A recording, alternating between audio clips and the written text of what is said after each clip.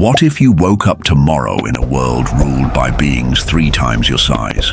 Imagine stepping outside your door only to find footprints the size of swimming pools carved into the earth.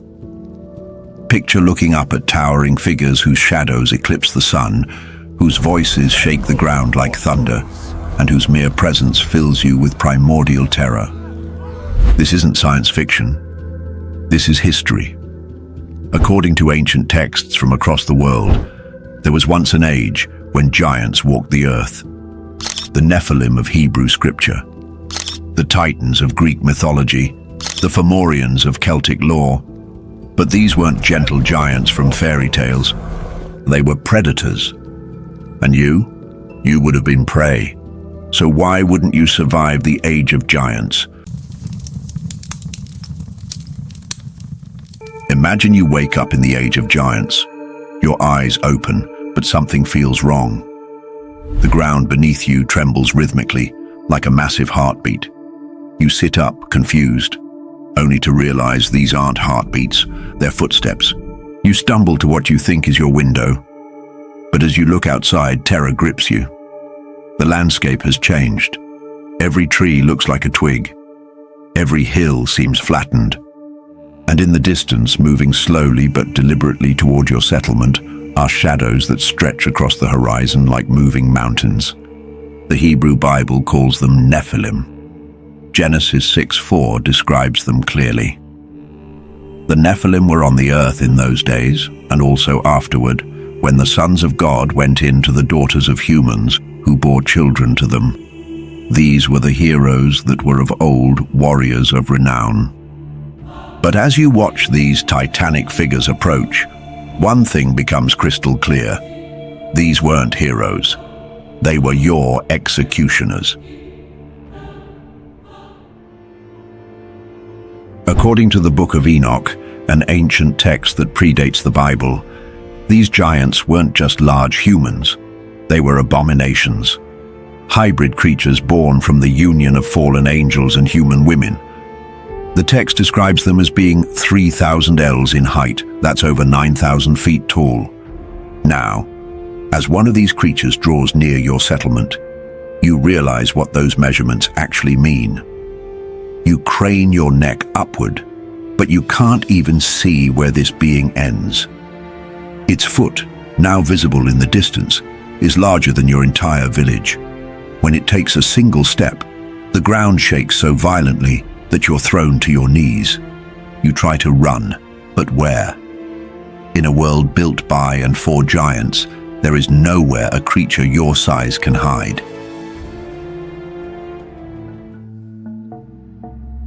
These giants weren't content to coexist with humanity.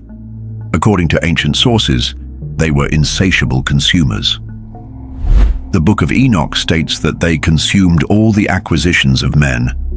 When that wasn't enough, they began eating humans themselves. As you crouch behind what used to be your home's wall, now reduced to rubble by the giant's approach, you watch in horror as massive fingers, each thicker than tree trunks, begin plucking people from the ruins. Your neighbors, your friends, your family, lifted effortlessly and examined like insects before disappearing into a mouth so vast you could walk into it standing upright. This is your new reality. You are not just small, you are food. Let's say you somehow survived that first encounter. Maybe the giant was distracted by easier prey. Maybe you found a crack in the earth deep enough to hide in. Now you face an even more terrifying prospect. How do you live day to day in a world that wasn't built for you? You need food, but the crops that once fed your village are now trampled into the earth by footsteps larger than houses. The few grains that remain are scattered across miles of devastated landscape, and gathering them would mean exposing yourself in the open for hours when another giant might appear on the horizon. You need shelter, but look around. Every structure in this world is built to accommodate beings whose scale you can barely comprehend. The doorways tower above you like cathedral entrances, if you could even reach them. The stairs are carved from single blocks of stone, each step taller than you are. Across the globe, we find massive stone structures that mainstream archaeology struggles to explain. The trilithons at Stonehenge, the foundation stones at Baalbek, some weighing over 800 tons, the precision-cut blocks at Puma Punku in Bolivia, fitted together so perfectly that you can't slide a knife blade between them. Modern engineers admit they couldn't build these structures today, even with our advanced machinery. But now you understand why they exist. They were built by and for beings who could handle 800-ton stones, like you handle coffee cups. You need water, but the wells and fountains of this giant world are so deep and wide that approaching them is like standing at the edge of a cliff. The containers used to draw water are larger than bathtubs and weigh more than cars. Even if you could reach the water, how would you lift a bucket designed for hands the size of your entire body? In Lebanon, the ancient site of Baalbek contains the largest worked stone blocks in the world. The Temple of Jupiter sits on a foundation of stones, each weighing 800 tons. But even more mysterious are the unfinished stones in the nearby quarry. Blocks weighing up to 1,200 tons, cut with precision that defies explanation. As you wander through these giant-built cities, every tool you encounter is impossibly large. Hammers that weigh as much as cars, cups that could serve as swimming pools, weapons that you couldn't even budge, let alone wield. You're not just small in this world, you're utterly helpless. And that's when you realize the horrifying truth. You weren't meant to survive here. You were meant to serve, or be consumed.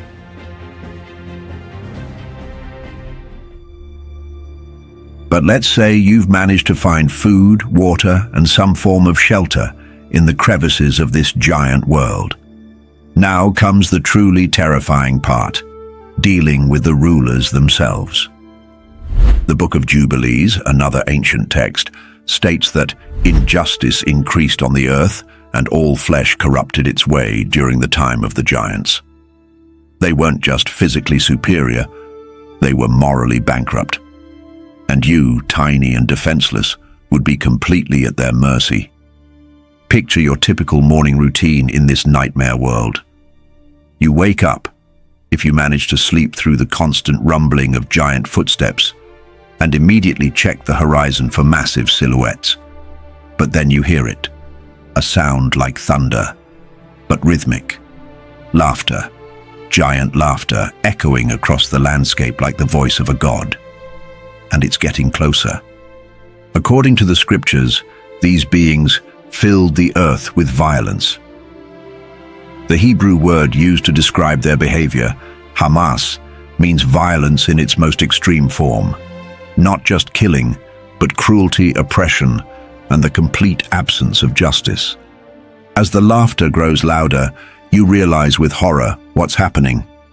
They're playing a game, and you're the game piece. You run, but your tiny legs can only carry you so far. The ground shakes with each massive footstep behind you, each one covering more distance than you could run in minutes. You dive behind a boulder just as a shadow falls over you, a shadow cast by a being so tall you can't see its head. A voice booms above you, speaking in a language that sounds like landslides and thunder. You don't understand the words, but the tone is clear. Amusement. To this creature, your desperate flight is entertainment. A massive hand reaches down, a hand larger than your entire hiding place. Fingers thicker than tree trunks probe the area around your rock, toying with you, letting you think you might escape before cutting off your route. This isn't hunting, this is play, and you're the toy. This is what daily life would be like under giant rule. Not a struggle for survival, but a prolonged form of entertainment for beings who see you as nothing more than an amusing pest. The ancient texts suggest that these giants weren't just randomly violent, they were systematically evil. They taught humans forbidden knowledge, the arts of war, the making of weapons, the secrets of sorcery and seduction. But they did this not to help humanity advance, but to corrupt and ultimately destroy them. Let's say you encounter a friendly giant, one who doesn't immediately try to crush or eat you. Instead, it kneels down to your level, which still puts its face high above you like a building, and begins to teach you things. But the knowledge it shares is poisonous. How to make weapons that will turn humans against each other. How to manipulate others through dark arts. How to summon powers that will corrupt your very soul. You realize that even the kind giants aren't trying to help you. They're trying to damn you. Their very presence corrupts everything they touch, turning survival itself into a form of spiritual poison. You wouldn't just be living under giant overlords. You'd be living in a world poisoned by their influence, where every day of survival comes at the cost of your humanity. But perhaps most terrifying of all would be the technology these giants possessed. Ancient texts hint at capabilities that sound almost like science fiction. The ability to manipulate weather, to move massive stones through the air, to create hybrid creatures, and to access knowledge from beyond the physical world. Now imagine being on the receiving end of such power. You're hiding in what you think is a safe cave when suddenly the weather outside changes. Not gradually, like a natural storm, but instantly. The sky turns black, lightning begins striking in precise patterns, and you realize with horror that this isn't natural. It's being controlled. The Book of Enoch describes the Watchers teaching humans about the cutting of roots and the power of enchantment. Other texts speak of giants who could control the elements, who built flying vessels, and who possessed weapons of unimaginable power. You peer outside your cave and see massive stone blocks floating through the air like leaves in the wind, rearranging themselves into new structures at the giant's whim. The very physics of your world are being rewritten by beings whose technology you can't even begin to understand. Archaeological evidence supports some of these claims. In Peru, the Sacsayhuaman fortress contains stones so perfectly fitted that they've survived countless earthquakes without mortar. The precision of the cuts suggests technology far beyond anything ancient humans should have possessed. Local legends attribute the construction to giants who could make stones walk. But imagine witnessing such construction as a tiny human observer. You watch as stones larger than buildings move through the air without any visible means of support, fitting together with impossible precision. You realize that in this world, the very elements are your enemies.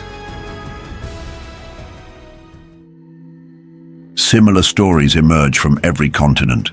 In Japan, legends speak of Oni, giant demons who could move mountains. In Scotland, myths describe the Fomorians who built stone circles with supernatural power. In North America, native tribes tell of a race of cannibalistic giants who possessed great magic. As you cower in whatever shelter you can find, these aren't myths anymore. They're your daily reality. Now imagine being tracked by beings who possess such abilities. They don't need to see you to find you. They can sense your presence from miles away. They don't need to chase you. They can simply will the ground beneath your feet to shift, dropping you into their waiting hands. They don't need weapons to kill you. They can stop your heart with a thought. The very elements would be turned against you. The earth itself would be your enemy. In such a world, survival isn't about cleverness or strength. It's about the momentary mercy of beings who could end your existence without even noticing they'd done it. And according to the ancient texts, mercy was not something these creatures possessed in abundance.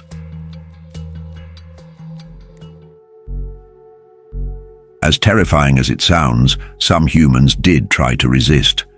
Ancient texts speak of wars between humans and giants, of brave warriors who stood against impossible odds, of heroes who dared to challenge the tyrannical order. But imagine being asked to join such a rebellion.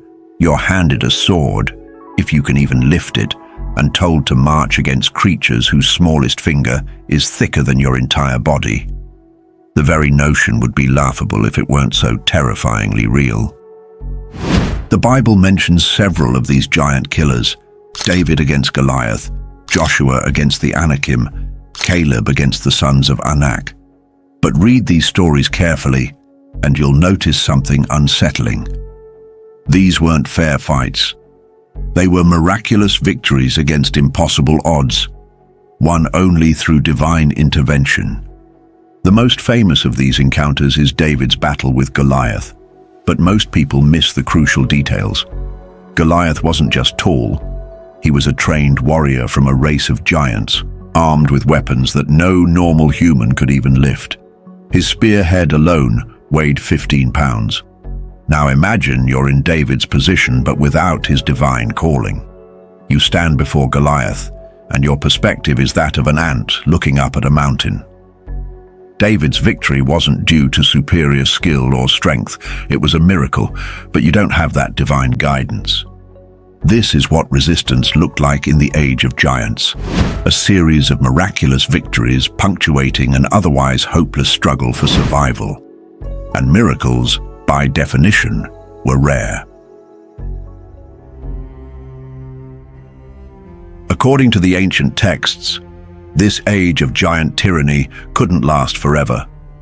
The corruption had become so complete, the violence so overwhelming, that divine intervention became necessary. The solution was radical: a complete reset of the world through a global flood.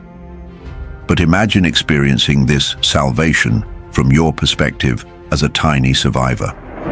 You wake up one morning to the sound of water, not the gentle patter of rain, but the roar of oceans falling from the sky. Genesis 6:13 states, "So God said to Noah, I am going to put an end to all people, for the earth is filled with violence because of them." As the waters rise around you, you realize this flood isn't just about cleansing humanity's sin.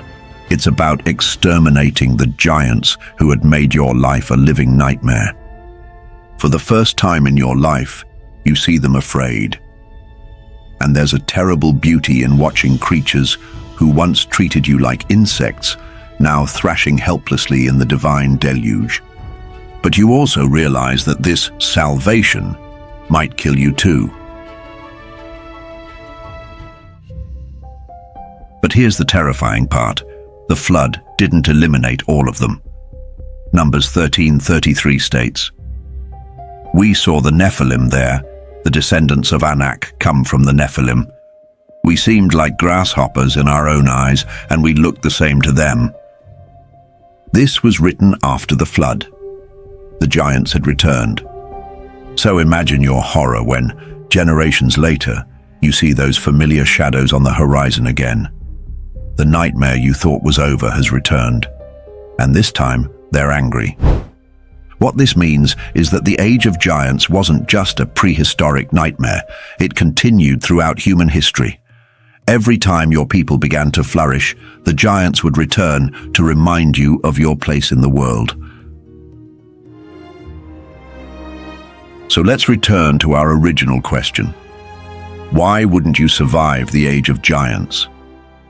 The answer isn't just about their size or strength, though those would certainly be insurmountable obstacles. It's about the complete psychological breakdown that living in such terror would inevitably cause.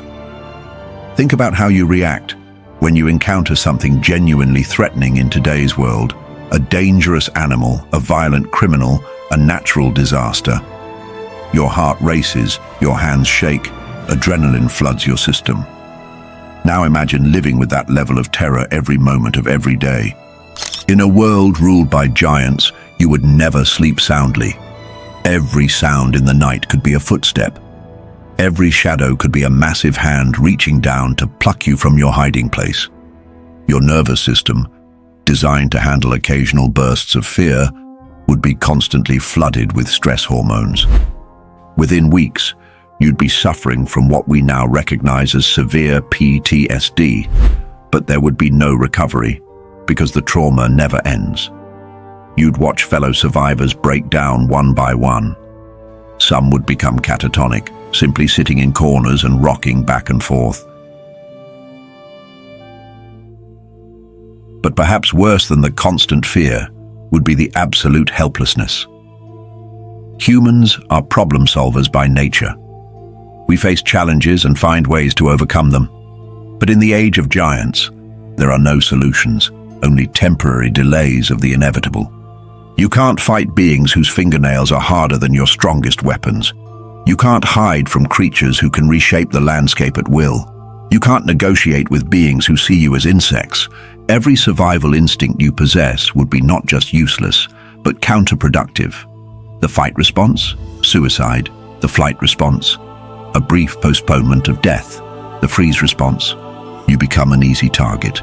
You would be trapped in a world where every natural response to danger only makes your situation worse. The psychological damage from this kind of absolute powerlessness would destroy your mind long before the giants destroyed your body. As your mind gradually fragments under the constant stress, you begin to notice changes in yourself and the other survivors. The constant malnutrition has left you weakened and skeletal. Your hair has turned grey from stress even if you're young. Your hands shake constantly and you jump at the slightest sound. You've developed what we might call giant paranoia, the inability to enjoy even a moment of peace because you're constantly scanning the horizon for massive silhouettes. You can't look at a distant cloud without wondering if it might be a giant's head. The few other survivors you encounter are in similar states. Conversations consist mainly of whispered warnings about giant sightings and increasingly desperate plans for finding food or shelter. No one talks about the future anymore because everyone understands there isn't one. You've all accepted that you're living on borrowed time, that your continued existence is nothing more than an oversight that will eventually be corrected, and perhaps most terrifyingly of all, part of you begins to hope for that final encounter. Death starts to look like mercy compared to indefinite survival in this nightmare world. So why wouldn't you survive the age of giants?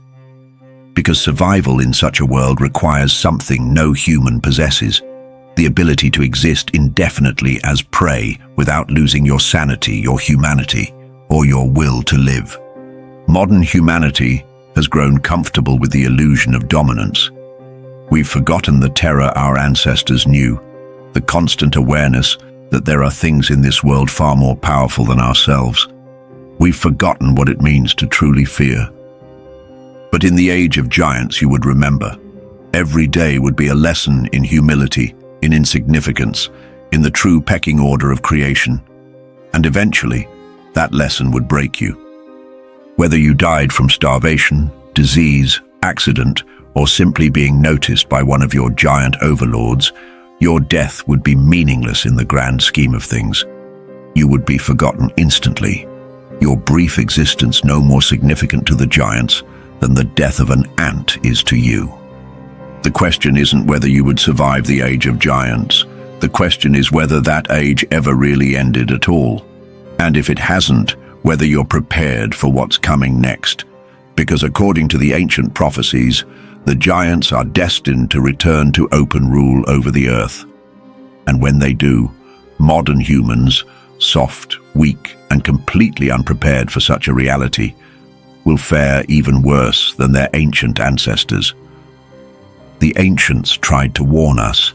They left their messages carved in stone, written in texts, embedded in the very landscape of our world.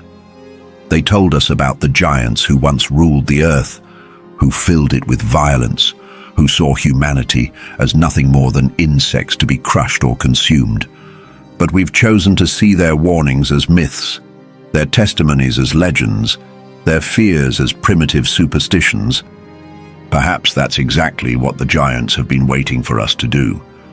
Because in the age of giants, ignorance isn't bliss, it's extinction. What do you think? Are we living in the shadow of ancient giants, or are we heading toward their return? Let us know in the comments. Give this video a like and subscribe so you don't miss what's coming next. And if you're ready to uncover how the Nephilim may have escaped the flood and still walk among us today, watch our next video appearing on your screen right now.